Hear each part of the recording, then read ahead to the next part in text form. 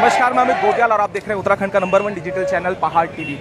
और जैसा कि लगातार आपने देखा कि वीडियो पेपर लीक मामला अभी चल रहा है और लगातार कई घोषणाएं और कई गिरफ्तारियां एसटीएफ कर रही है। वहीं दूसरी ओर अगर हम देखेंगे तो जब से सूबे के मुखिया ने ये बयान दिया है कि ये भर्ती जो है जिसमें ये तमाम तरीके की गड़बड़ियां चल रही है उसे निरस्त कर दिया जाएगा, उसके बाद से ही जो चयनित छात्र हैं उनमें आक्रोश साफ देखा जा सकता है। उसी क्रम में अगर हम बात करेंगे तो चयनित छात्र जो वीडियो के हैं वो आज सड़कों पर उतरे हैं और आपके पीछे देख सकते हैं इस समय गांधी पार्क में हम खड़े हुए हैं और भारी संख्या में जो चयनित छात्र हैं वो इस समय सड़कों पर नजर आ रहे हैं। आप देख सकते हैं लंबी कतार, आप यहाँ से देख सकते हैं। शुरुआत आप यहाँ से देखेंगे कि किस तरीके से जो तमाम जिलों से यहाँ पर जो चयनित छात्र हैं वो उतरे हैं और हमने लगातार आपको दिखाया कि किस तरीके से 2 गुट इसमें नजर आए थे। उसके बाद से ही लगातार सोशल मीडिया में पेपर को निरस्त करने की बात चल रही थी।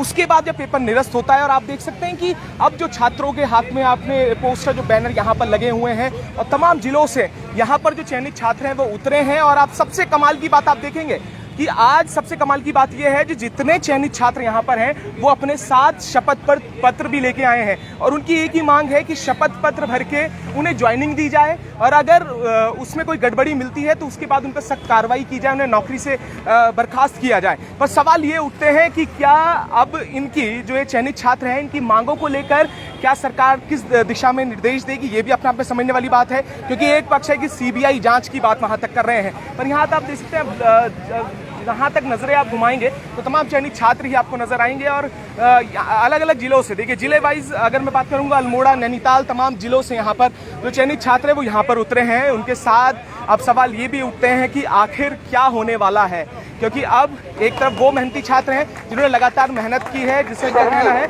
और तमाम मेहनती छात्रों से बात भी करेंगे और जानेंगे कि आखिर उनका कहना क्या है, वो क्या कहते हैं। क्योंकि शपथ पत्रों के साथ अपना तमाम युवा यहाँ पर उतरे हुए हैं, तमाम चीजें हैं जिसको लेकर अब क्या उनका कहना है ये भी जानेंगे उनसे। और हमने लगातार ये दिखाया कि वीडियो पेपर लीक, उसके बाद कई ऐसे पेपर हैं जिसमें गड़बड़ियों होने की पूरी उसमें अगर आप सचिवालय सुरक्षा के पेपर की बात करें या अन्य पेपर की बात करें तो उसमें भी गड़बड़ी होने की पूरी संभावनाएं जताई जा रही है और उसकी कड़ियां भी जुड़ जाएगी। उस पर क्या कार्रवाई होगी ये भी देखने वाली बात होगी। अब सीधे चलते हैं, तमाम चयनित छात्र यहाँ पर हैं, उनसे भी बात करेंगे। तो यहाँ पर आप देख सकते हैं कि मेहनती अभ्यर्थी को पुकार हमारी नियुक्ति दे सरकार। अब सवाल ये है कि नियुक्ति की बात ये लोग कह रहे हैं, अब लगातार कमेंट आ रहे हैं देखिए कि कैंसिल, निरस्त हो गई है भर्ती। और आज सबसे कमाल की बात है कि आप लोग शपथ पत्र लेके आए हैं, क्या कहना चाहेंगे? लगातार आक्रोश है, भाजपा ऑफिस भी आप गए थे, तमाम नेताओं से मिले, क्या रहा वहाँ से, क्या जी सर, कल मुख्यमंत्री जी का एक पुनः बयान आया है इस पूरे मामले पे। उन्होंने फिर से जो मेहनती छात्र हैं उनको न्याय देने की बात कही है। सर हम लोग सिर्फ एक यही चीज़ चाहते हैं कि हमें सिर्फ न्याय चाहिए, हमें सिर्फ हमारी नियुक्ति चाहिए। सर हमने पहले भी कहा है कि जांच में जितने भी दोषी पाए जाते हैं उनको आप बाहर करके हमसे शपथ पत्र के साथ हमसे नियुक्ति ले लें। चाहे उस शपथ पत्र पर ये लिखवा लीजिए कि उस शपथ पत्र पर ये लिखवा लीजिए कि आप 5 साल 10 साल 15 साल में अगर हम कहीं भी गलत पाए जाते हैं तो हमारे विरुद्ध सख्त से सख्त कड़ी कार्रवाई करें, लेकिन सर हमारे साथ अन्याय ना करें। सर हम लोगों के साथ बहुत अन्याय हो रहा है। अगर सरकार हमारा भी समर्थन देती है, हमें नियुक्ति देती है तो सर हम उसका बहुत आभार व्यक्त करेंगे सर सरकार। ठीक है, ये अभिभावक भी यहाँ पर उतरे हैं। आप सर कहाँ से आए हैं? काशीपुर से आए हैं। क्या कहेंगे? देखिए आपकी बेटी है, पेपर लीक वो हुआ है, निरस्त हो गया है, क्या कहेंगे इस पर? देखिए लीक हुआ है पर सबका तो नहीं हुआ। हमने तो अपने बच्चे को मेहनत से पढ़ाया है। हमारे पास इतना पैसा होता तो हम क्यों धक्के खाते हैं? क्या करते हैं आप? मजदूरी करते हैं। हाँ जी। किस तरीके से आपने कोचिंग करवाई थी? मेहनत कर करके कोचिंग करवाई, मजदूरी करके कोचिंग करवाई है और आज हम यहाँ धक्के खा रहे हैं। तो आप देख सकते हैं कि अभिभावक भी यहाँ पर पहुंचे हैं और आंखों में आंसू उस समय है और ये आंसू वो है, ये लोग मजदूर लोग हैं। क्या नाम है सर आपका? प्रताप सिंह जी काशीपुर से हैं। कुंडेश्वरी। हाँ, कहाँ से आपने मैडम कहाँ से तैयारी की थी? मैंने कुछ टाइम सेंटर ज्वाइन किया था 2019 में। मैंने प्रिपरेशन मतलब तैयारी शुरू की थी। फिर उसके बाद से जो है कोरोना, 2019 के बाद से 2020 जो है कोरोना, पूरा टाइम कोरोना काल में मैंने जो है घर में रह करके तैयारी की। अपना घर के सभी काम देखना, पेरेंट्स के भी हेल्प करना, अपने मतलब घर में बच्चे भी हैं, भाभी हैं, सब सपोर्ट करना, उसके बाद अपने पेरेंट्स को सपोर्ट करना, उसके बाद से अपने पढ़ाई को भी जारी रखना बहुत टिपिकल होता है, क्योंकि अब पेरेंट्स हैं, हम उनकी एज ही देख लीजिए, वो कब तक हमें पढ़ा पाएंगे। उनका यही होता है, हर पेरेंट्स की होती है कि हाँ मतलब हम जो है आगे जा करके अपने मतलब टाइम से अपने बच्चों को उनके सेटल कर दें। तो टाइम मांगते मांगते हम जो कि हाँ 6 महीने 4 महीने 6 महीने ऐसे करते करते इतना टाइम हो चुका है, 3 साल हो चुके हैं मुझे तैयारी करते करते। 2020 मेरा पूरा कोरोना काल में गया। 2021 में मैंने 3 महीने कोचिंग ज्वाइन की, फिर उसके बाद से फिर से कोरोना काल। ये लगा लीजिए कि जहाँ से हम कोचिंग आते हैं वहाँ से जो है हमारे डेली के 50 रुपये लगते हैं कोचिंग आने के। 2.5 किलोमीटर हमें लगभग पैदल चलना पड़ता है। अब एक बात बताइए, हमारे पेरेंट्स हमें मतलब इतनी मेहनत से पढ़ा रहे हैं, सब कुछ कर रहे हैं, उसके बाद से हम कुछ लोग हमें टॉर्चर भी करते हैं कि हाँ मतलब ये घर से निकाल दें, ये है जो अब तक नहीं हुआ, ये नहीं हुआ, वो नहीं हुआ। इसमें हमारी क्या गलती है? हम तो अपनी तरफ से बेस्ट दे रहे हैं, हम सब कुछ कर रहे हैं अपने पढ़ाई को। हम जो रात में 2-2 बजे तक बैठ करके पढ़ते हैं, हम खाना बनाते हुए फ़ोन से ईयरफोन लगा करके मैंने पढ़ाई की है, क्योंकि मेरे पास इतना टाइम नहीं होता है कि मतलब मैं हर चीज़ को एकदम प्रॉपर पढ़ पाऊँ। मैं ईयरफोन लगा करके मैंने रिवीजन किया है घंटों पर। ये लगा लीजिए कि अगर मैं झाड़ू भी लगा रही हूँ, कुछ भी कर रही हूँ, तो मैं ईयरफोन से लगा करके मैंने अपनी रिवीजन किया है। इस टाइप से मैंने अपनी तैयारी की है। उसके बाद से भी ये सब चल रहा है। मेरा क्लर्क में भी हो रखा है, ये नहीं है कि मेरा फर्स्ट आ गया। मैं SSGD में मेडिकल से बाहर होकर बैठी हूँ, मेरा फाइनल हो चुका था, उसमें मैं मेडिकल से बाहर निकली हूँ। फिर उसके बाद से मेरा दिल्ली पुलिस का था, दिल्ली पुलिस में मेरा फिजिकल नहीं हुआ कि मैं डायलेक्ट करने के लिए। उसके बाद से फिर मैंने अब उत्तराखंड की कंटिन्यू तैयारी की है। आप देख सकते हैं कि एक पिता है और उनके आंखों में आंसू इस समय दिख रहे हैं, और एक मजदूर वर्ग से आते हैं, और कई और अभिभावक हैं जिनसे बात करेंगे और जानेंगे कि इनका क्या कहना है, क्या कुछ कहना है। आप कहाँ से हैं माता जी? RTC चांदपुर से। क्या कहना है? बच्चे न्याय मांगने के लिए आए हैं हम। हमारे बच्चों ने मेहनत की है और हमने उनके साथ संघर्ष किया है। उनको नौकरी चाहिए, वो उन्होंने मेहनत से उन्होंने अपना वो जीता है। तो इस सरकार को उनको समझना चाहिए हमारे बच्चों की मुसीबत को और हमारे गार्जियन की मुसीबत को भी, कि हम किस किस मुसीबत से मजदूरी करते हैं, पढ़ाते हैं। आप भी मजदूरी करते हैं वहाँ पर? हाँ, अपने ढोर डंगर पालते हैं, उसी से सहारे से बच्चों को पढ़ाते लिखाते हैं। और इस मेहनत के वजह से ही कि हमारे बच्चे पढ़ लिख लेंगे तो वो हमारे जैसे ना रहें, इस वजह से हम मेहनत करते रहते हैं। अच्छा, ये आपका लड़का? नहीं, मेरी लड़की है। अच्छा, साथ में? हाँ, अच्छा। मेरी लड़की तो आप है। ये समझिएगा, देखिए इन माँ बाप की क्या गलती है जिन्होंने मेहनत करके इन बच्चों को पढ़ाया है। सरकार से आग्रह कर रही हूँ, बहुत हाथ जोड़ के विनती करती हूँ कि मेरे बच्चों को न्याय मिले अच्छे से। उनकी कोई कसूर नहीं, कोई गलती नहीं है उनकी। अब जो भी सरकार सोचती है इनके बारे में बहुत अच्छा सोचे, अच्छा ही। ठीक है, ये भी देख सकते हैं कि अच्छा सोचे। आप हैं इनके साथ? हाँ, मम्मी है मेरी, वो मेरा नाम शोभा है, काशीपुर से आई हूँ, उधम सिंह नगर डिस्ट्रिक्ट। काशीपुर में ही करते हैं? हाँ बिल्कुल, 2015 से मैं तैयारी में हूँ। 2015 मैंने कई सारे एग्जाम क्लियर किए हुए हैं, क्वालिफाई किए हैं। मेरा फाइनल सेक्शन मेरा इसमें हुआ है वीडियो में। अब कुछ कह रहे हैं जिन्होंने पहला निकाला वो भी गलत है। अब किसी का भी वो पहला निकलेगा तो वो गलत हो जाएगा। मैं तो ये कह रही हूँ, उसमें से गलत को ढूंढो ना आप। इतनी सारी टेक्नोलॉजी हो गई है, भारत चांद पे चला गया है, तो यहाँ पे टेक्नोलॉजी कम पड़ रही है क्या आपको? वो टेक्नोलॉजी लाओ ना, गलत को छांटो उसमें से। अब एक के साथ आप सबको तो गलत नहीं कह सकते ना। हमारे बच्चे ने मैं कहती हूँ स्टाम्प पेपर लाओ, स्टाम्प पेपर से मेरे बच्चे से सब कुछ साइन भी कराओ और मैं भी करूँगी उस पर। अगर मेरा बच्चा कहीं भी गलत पाया जाता है तो मैं उसको पूरी सजा दिलवाने के लिए हकदार हूँ, मगर मेरे बच्चे को नौकरी चाहिए। उसके सजा के लिए पात्र मैं बनती हूँ, मगर बिना दोष के दोष लगाया जाए बच्चों को तो वो गलत है। ये सरकार को हमारी विनती सुननी चाहिए। और आप देख रहे हैं कि ऐसे परिवार भी हैं जो मजदूरी कर रहे हैं और उसके बाद यहाँ पर पहुंचे। अभिभावक तो आप देख सकते हैं कि किस रूप में यहाँ पर पहुंचे हैं, उतरे हैं यहाँ पर।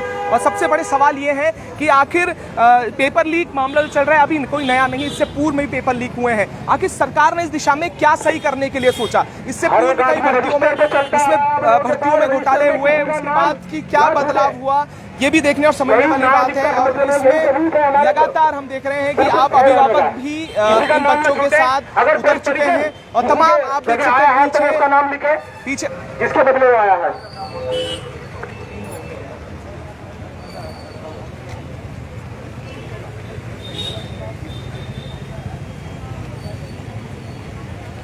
तो आप ये देख सकते हैं कि तमाम जो छात्र हैं अलग अलग जिलों से यहाँ पर पहुंचे हुए हैं। आप भी सर यहीं इनके साथ आ रखे हैं?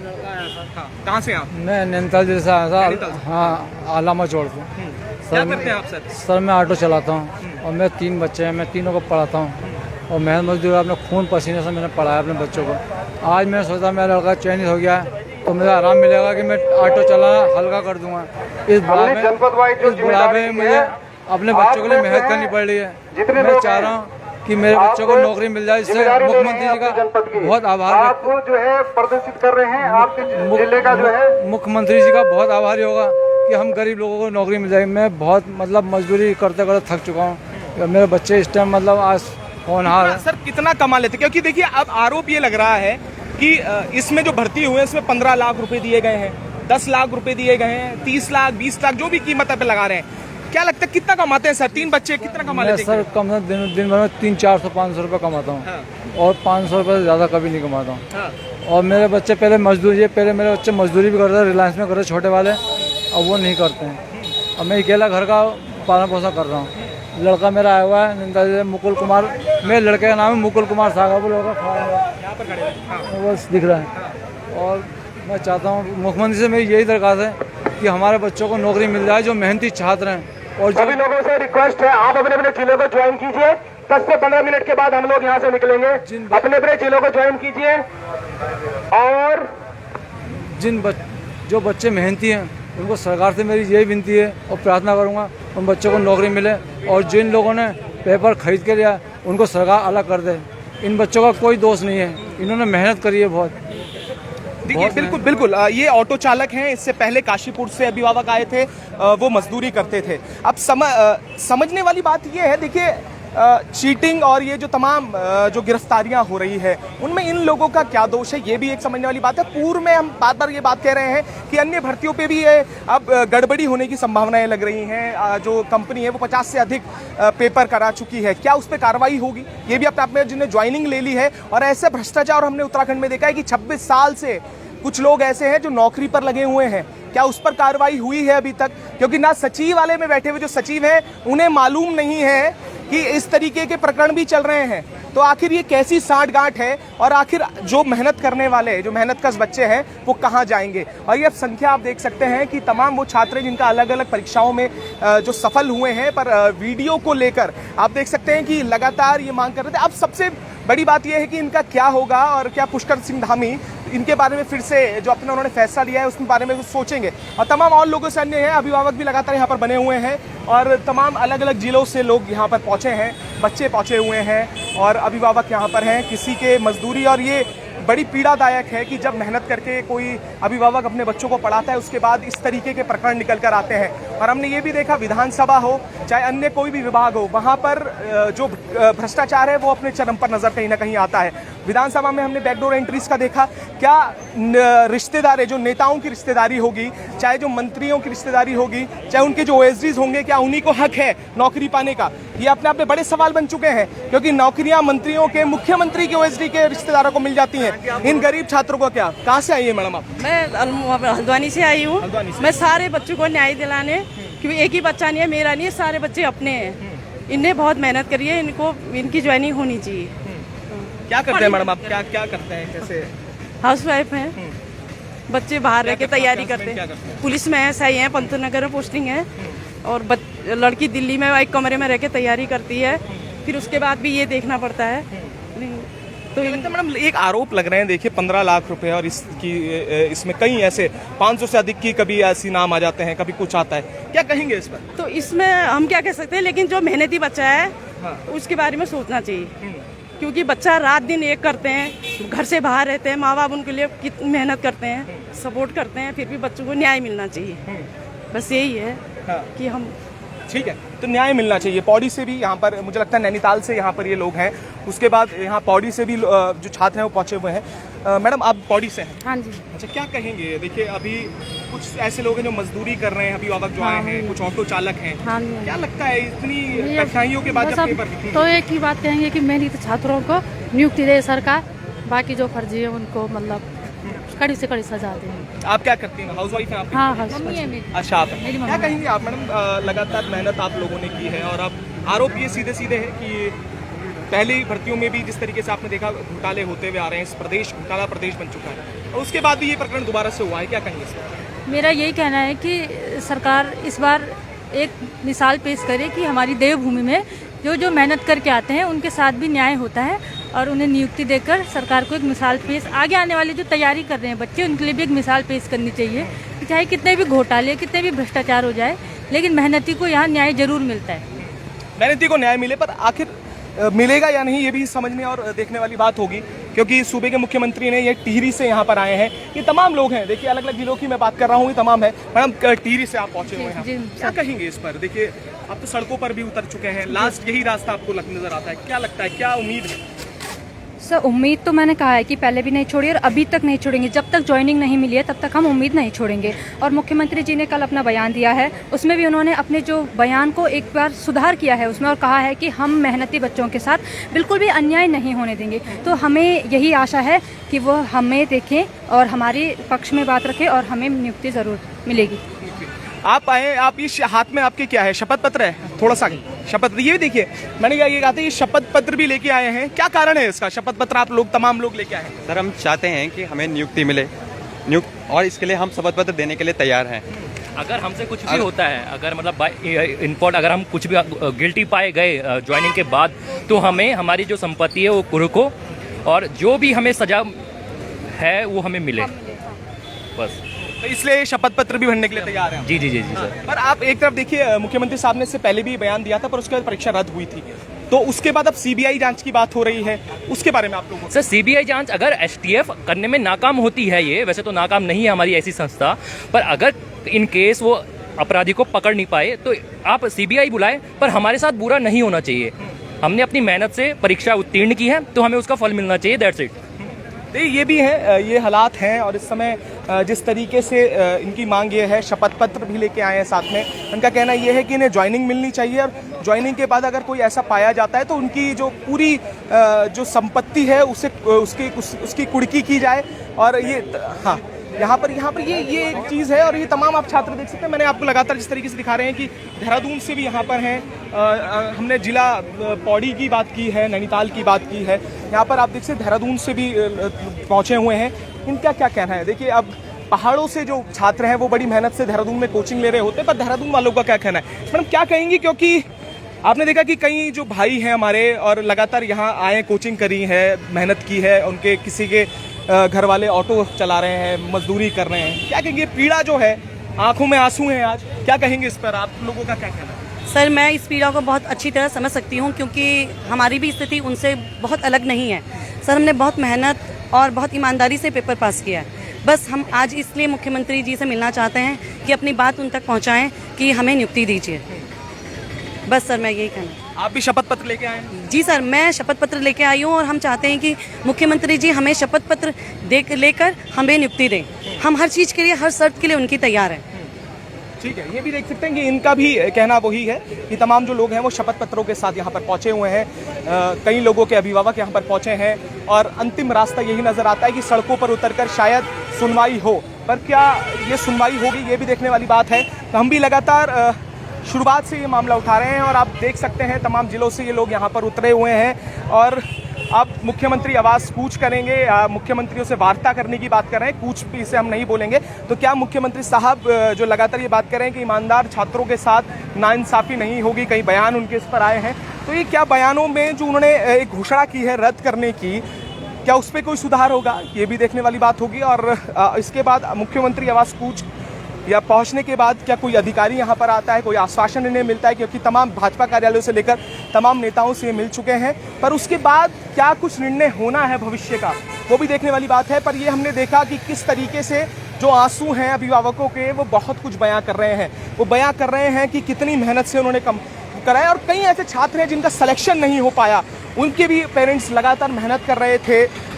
वो जो बीच में ये जो तमाम लोग आए हैं जिन्होंने चीटिंग करके पैसे देकर उनका हक मारा है, उनके लिए भी उनके साथ इंसाफ उन्हें मिलना चाहिए। क्योंकि इंसाफ की अगर बात करेंगे तो कई ऐसे छात्र जिन्होंने पैसे दिए, जिन्होंने 10-15 लाख रुपए देकर पेपर खरीदा और कई मेहनतकश जो छात्र थे उनका हक उसमें मारा है, तो उस पर क्या होना है? उन लोगों का भी हक नहीं होना चाहिए। और क्या इसमें कुछ बदलाव होगा, ये भी अपने आप में अब देखने वाली बात होगी। और हम भी ग्राउंड जीरो से ये तस्वीरें आपको दिखा रहे हैं कि तमाम जिलों से छात्र यहाँ पर आए हैं और अब थोड़ी ही देर में मुख्यमंत्री आवास कूच यहाँ पर करेंगे। और एक तरफ लगातार हम देख रहे हैं कि किस तरीके से अलग अलग विभागों में जो भर्तियाँ हैं उस पर भी घोटालों के इल्ज़ाम लग रहे हैं, आरोप लग रहे हैं। तो क्या ये आरोप, आप हमारे साथ और लोग भी हैं, इनसे भी बात करेंगे। क्या कहेंगे सर कि अब तो शपथ पत्र लेकर आप उतर चुके हैं, पर एक पक्ष देखिए लगातार कमेंट आ रहे हैं कि कैंसिल हो गई तो कैंसिल हो गई, इस पर ये कोई सोचने वाली बात नहीं है और ये कह रहे हैं कि आप स्वार्थी लोग हैं जो अपने बारे में सोच रहे हैं। ये अब आरोप आप पे सीधे सीधे लगाया जा रहा है, आप क्या कहेंगे सर इसमें? नहीं देखिए, स्वार्थ तो सही बात है, सभी लोगों का स्वार्थ है। जो लोग मेहनत करके यहाँ पर आए हैं वो ज्वाइनिंग चाह रहे हैं, उनका स्वार्थ है। जिन लोगों का पेपर नहीं निकला है वो चाह रहे हैं कि एक मौका मिल जाए, सबका स्वार्थ है, ये बात बिल्कुल सही है।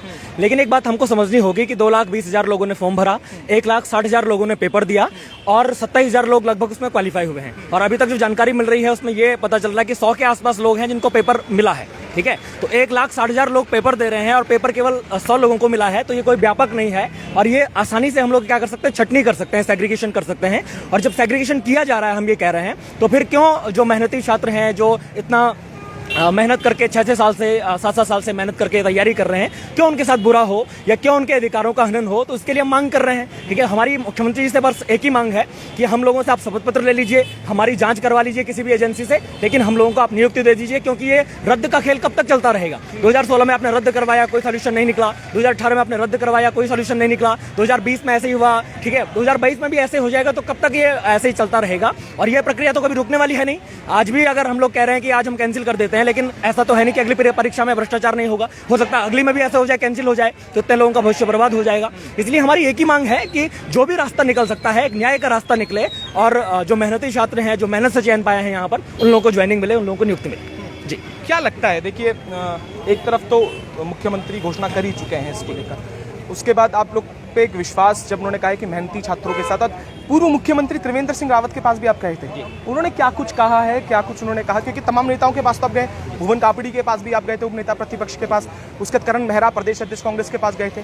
क्या कहना है इन सब नेता को? क्योंकि एक तरफ जहां नेता भाजपा के भी से भी मिल रहे हैं, आप कांग्रेस से मिल रहे हैं, क्या कुछ कह रहे हैं? जी, उत्तराखंड के तमाम जितने भी राजनीतिक दल हैं, चाहे वो पक्ष हो चाहे विपक्ष हो, भारतीय जनता पार्टी है, कांग्रेस है, यूकेडी है, सभी लोगों से हम लोग मिले हैं और सभी लोगों का एक ही कहना है कि जो भ्रष्टाचार हुआ है उसकी प्रॉपर तरीके से जांच हो। हमारी भी यही मांग है और वो सब यही कह रहे हैं कि जो मेहनती लोग हैं उन लोगों को ज्वाइनिंग मिले, क्योंकि किसी के साथ भी अन्याय नहीं होना चाहिए। अभी देखो ना, कितने लोगों के पेरेंट्स यहाँ पर आए हैं, वो रो रहे हैं, बिलक रहे हैं, कितने सालों से तैयारी करी और लास्ट में ऐसा हो जाएगा तो कैसे काम चलेगा? है ना, किसान साल भर मेहनत करता है और लास्ट में अगर उसकी जो फसल है उसको आप नष्ट करने पर तुल जाएंगे, ये नष्ट करने के लिए उतारू हो जाएंगे, तो ऐसे काम नहीं चल सकता है। इसलिए सब लोगों की यही मांग है कि जो मेहनती छात्र हैं उन लोगों को ज्वाइनिंग मिले और बाकी जो फर्जी हैं, हम खुद कह रहे हैं, उनको फांसी दे दीजिए, उनको बाहर कर दीजिए, बैन कर दीजिए 10 साल के लिए, 15 साल के लिए, उनके साथ हम बिल्कुल नहीं है। ठीक है, बिल्कुल हमारा ये भी देख रहे हैं कि लगातार अभी गिरफ्तारियों का दौर चल रहा है। उत्तर प्रदेश की अगर हम बात करेंगे, वहां से भी गिरफ्तारी हो रही है, उत्तराखंड से भी गिरफ्तारी हो रही है और ऐसा लगता है कि ये जो कड़ियां हैं वो जुड़ती अपने आप में जा रही हैं और कई बड़े नाम आने की संभावनाएं भी जताई जा रही हैं। ये भी आपको मालूम है कि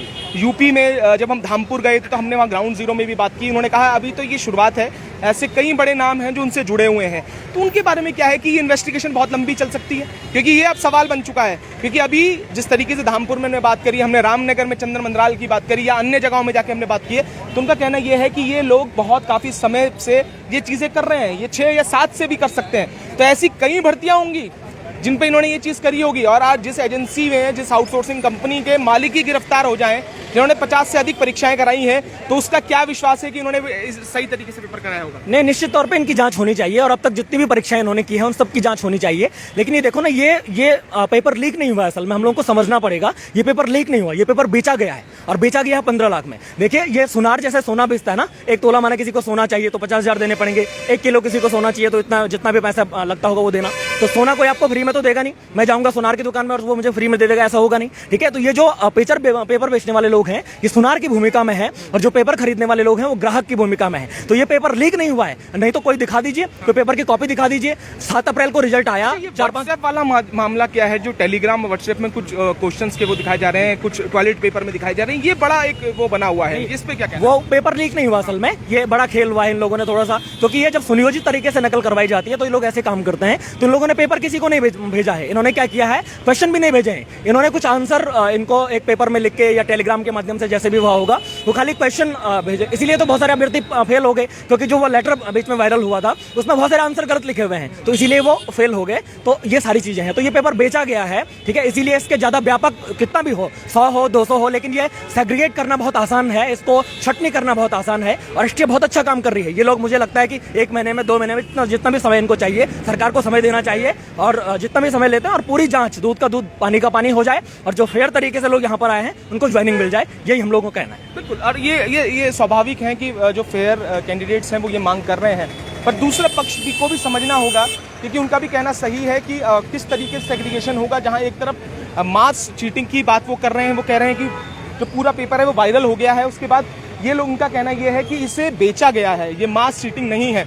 तो दो पहलू इसमें निकल कर आते हैं, दो चीज़ें निकल कर आती हैं। तो ये भी जांच का एक विषय है कि ये मास लेवल पे चीटिंग इस पे हुई है, या केवल उन चुनिंदा लोगों से जिनके द्वारा ये पेपर आउट हुआ, उसके बाद जो 28 गिरफ्तारियां हुई उसमें कितने लोगों ने उन्हें आगे ये पेपर आगे फॉरवर्ड किया और कितने लोगों को उन्होंने चीटिंग कराई। ये अपने आप में एक जाँच का विषय है। और आप देख सकते हैं, हमने लगातार आपको दिखा रहे हैं कि किस तरीके से लंबी कतार यहाँ पर है और जो छात्र हैं वो यहाँ पर उतरे हुए हैं। अब देखना यह है कि बात दोनों ही पक्ष अपनी रख रहे हैं। दोनों ही पक्ष, एक पक्ष जिन्होंने ये कहा है कि इसे कैंसिल होना चाहिए, और एक पक्ष जो ये कह रहे हैं कि चयनित छात्रों को इसमें ज्वाइनिंग मिलनी चाहिए। अब आगे क्या होने वाला है ये तो समय ही बताएगा, पर अभी जो वर्तमान में ये जो भर्ती है परीक्षा को उसे रद्द करने की बात मुख्यमंत्री ने कह दी है। और उसके बाद आप देख सकते हैं यहाँ पर शपथ पत्र भी ये लोग भर रहे हैं। आप देख सकते हैं जिस तरीके से हमने कहा था कि शपथ पत्र लेके तमाम लोग यहाँ पर उतरे हुए हैं। आप भरिए ऐसे आप, तो ये भी देख सकते हैं इनका साफ कहना है कि आज भी शपथ पत्र लेके जाएंगे, और अगर ऐसा कुछ धांधली या इसमें पाई जाती है तो उनकी जो पूरी संपत्ति है उससे उसकी कुर्की की जाए। तो आइए आप यहाँ और लोगों से भी बात करते हैं। और ये वो सारे छात्र जिसमें मेहनत अभ्यर्थी की यही पुकार, और ये जिला चमोली से यहाँ पर पहुँचे हुए हैं, और ये वो तमाम लोग हैं जो ये बात कह रहे हैं। चमोली से मैम आप लोग पहुँचे हुए हैं यहाँ पे, क्या कहेंगे मैम? एक बयान आ गया है, पहले भी बात लगातार हुई है। हाँ जी। कितना विश्वास तो खैर डगमगता हुआ नजर आ रहा है, क्या कहेंगे सर? बस एक ही बात है, मिलते ना मोती सहज ही गहरे पानी में, बढ़ता दूना उत्साह इसी हैरानी में, मुट्ठी उसकी खाली हर बार नहीं होती, कोशिश और हम लोग तो खासकर मेहनत करने वालों की कभी हार नहीं होती। इसी उम्मीद के साथ हम आज आए हैं और चाहते भी यही हैं कि मुख्यमंत्री जी हमारी बात को सुने। आज शायद हमारा जनसंख्या बल देख करके शायद उनका निर्णय में कुछ परिवर्तन आए, इसी उम्मीद के साथ हम जा रहे हैं। और आपके चैनल के माध्यम से अगर ऑफिशियल्स अगर ये देख रहे हैं तो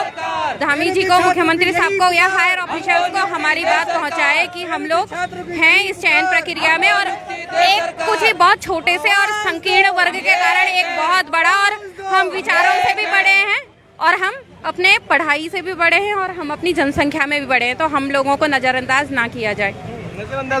और ये भी बात है कि इससे पूर्व जो वीडियो का पेपर हुआ था उसमें भी कई लोगों ने संपर्क किया है हमसे। उन्होंने ये भी कहा है कि इससे पूर्व जो वीडियो का पेपर कराया गया है उसमें भी धांधली कहीं ना कहीं हुई है। अब वो भी एक जांच का विषय बनता है, क्योंकि कई लोग आगे आने वाले हैं जिन्होंने हमें व्हाट्सएप के माध्यम से ये बात जोड़ी। उन्होंने कहा कि इसमें भी जो इससे पूर्व वीडियो का पेपर हुआ उसमें भी धांधली की संभावनाएं जताई जा रही हैं, क्योंकि रिजल्ट बदल दिया गया था, ये बात उन्होंने कही है। तो उसमें कितनी सच्चाई है ये भी देखेंगे, उन पर भी जांच होनी चाहिए। और अभी वर्तमान जो वीडियो का मामला है वो उसमें हम आपको दिखा रहे हैं कि किस तरीके से आप लोग शपथ पत्रों के साथ मैदान में उतरे हैं। तो क्या ये शपथ पत्र न्याय दिला सकेंगे? क्या उस पिता के आंसू को न्याय मिलेगा जिस पिता मजदूरी जो करते हैं, और वो जो माँ जो घर के काम कर कर अपने बच्चों को पाल रही है, क्या उन्हें न्याय मिल पाएगा? और तमाम वो छात्र जिनको इन चीटिंग जिन्होंने की है, जिन्होंने पेपर खरीदा है, उनका हक जिन बच्चों ने मारा है उन बच्चों को मिल पाएगा जिनका सिलेक्शन नहीं हो पाया? तो ये दोनों ही पक्ष हमें समझने हैं, और दोनों ही पक्षों में क्या न्याय उन लोगों को मिल पाएगा जिन्होंने मेहनत की है। और हम भी लगातार इस पर अपडेट आपको दे रहे हैं, लगातार ग्राउंड जीरो से तस्वीरें दिखा रहे हैं। तो ऐसे ही आगे भी दिखाएंगे, क्योंकि अभी कई दल जो है, राजनीतिक दल इसमें सीबीआई जांच के लिए आंदोलनरत हैं, यूकेडी हो, कांग्रेस हो, उनसे भी बात करेंगे। और विधानसभा जो सबसे बड़ा व्यापक, अगर मैं बोलूँगा, जो रिश्तेदार और नातेदार मंत्रियों और विधायकों के लगे हैं, उन पर भी तीखे सवाल नेताओं से करेंगे और उनसे पूछेंगे कि आखिर क्या ये हक सिर्फ नेताओं और मुख्यमंत्रियों के, ओएसडीज के रिश्तेदारों का है? क्या ये जो मेहनती छात्र और जो गरीब के जो बच्चे दूर दूर से यहाँ पर पहुँचे हैं, वो माँ बाप जो दूर दूर से यहाँ पर पहुँचे हैं, उनको भी कभी न्याय मिल पाएगा? और इस उत्तराखंड में कब तक ये भ्रष्टाचार जो है वो ऐसे ही चलता रहेगा, कभी ये इसमें ये जो पूरा प्रकरण है इनमें रोक लग पाएगी? क्योंकि हर पेपर में, हर एग्ज़ाम में हमने ये देखा है कि कहीं ना कहीं बड़े स्तर पर इस तरीके की चीज़ें होती रहती हैं और कड़ियाँ जुड़ती रहेंगी। क्या ये कड़ियों में जो मुख्य आरोपी है, जो बड़े मगरमच्छ है, वो हाथ आएंगे या नहीं? हम भी लगातार इस पर अपडेट देते रहेंगे, तो ऐसे जुड़े रहिएगा और देखते रहिएगा पहाड़।